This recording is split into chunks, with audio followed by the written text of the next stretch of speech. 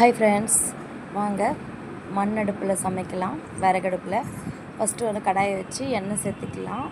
எண்ணெய் சேர்த்துட்டு எண்ணெய் சூடானது கடுகு சேர்த்துடலாம். இப்போ பார்த்திங்கன்னா எல்லா இடத்துலையும் வந்து சிலிண்டர் கொஞ்சம் ப்ராப்ளமாக இருக்குது. நம்ம மண் அடுப்பில் சமைக்கலாம். பீன்ஸ் பொரியல் தாங்க செய்ய போகிறோம். பாருங்கள், எல்லாம் கட் பண்ணி எடுத்து வச்சுருக்கேன். இப்போ வந்து கடுகு சேர்த்து கடுகு நல்லா பொரிஞ்சிருச்சு. இப்போது ஆனியன் சேர்த்துக்கலாம். வெங்காயம் வந்து நல்லா பொன்னிறமாக வதங்கணும். இதுக்கு வந்து நம்ம தூளுப்பு தான் சேர்க்கணும், கல்லுப்பு சேர்க்கக்கூடாது. நல்லா பொன்னிறமாக வதங்கினதும் தக்காளி சேர்த்துடலாம். அப்படியே இஞ்சி பூண்டு கொஞ்சமாக நச்சு வச்சுருக்க சேர்த்துக்கலாம்.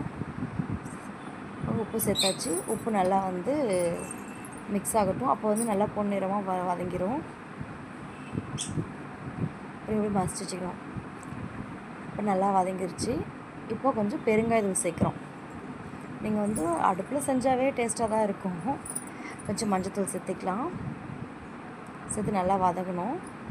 பாருங்கள், இது மாதிரி வதங்கி வந்ததுக்கப்புறம் நம்ம மஞ்சள் தூள் சேர்த்தாச்சு. இப்போ வந்து மிளகாய் தூள் சேர்க்கணும். குழம்பு மிளகாய் தூள் தான் சேர்க்க போகிறோம்.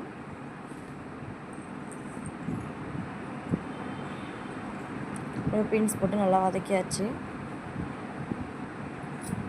நீங்கள் ட்ரை பண்ணி பாருங்கள், எல்லாருக்குமே ரொம்ப பிடிக்கும்.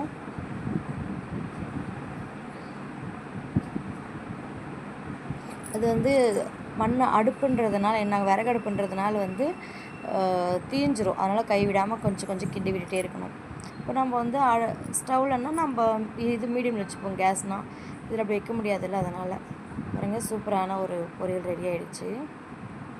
பீன்ஸ் பொரியல். நீங்களும் அடுப்பில் ட்ரை பண்ணுங்கள், சூப்பராக இருக்கும். உங்களுக்கு பிடிச்சிருந்தால் லைக் பண்ணுங்கள், ஷேர் பண்ணுங்கள், கமெண்ட் பண்ணுங்கள். மறக்காமல் நம்ம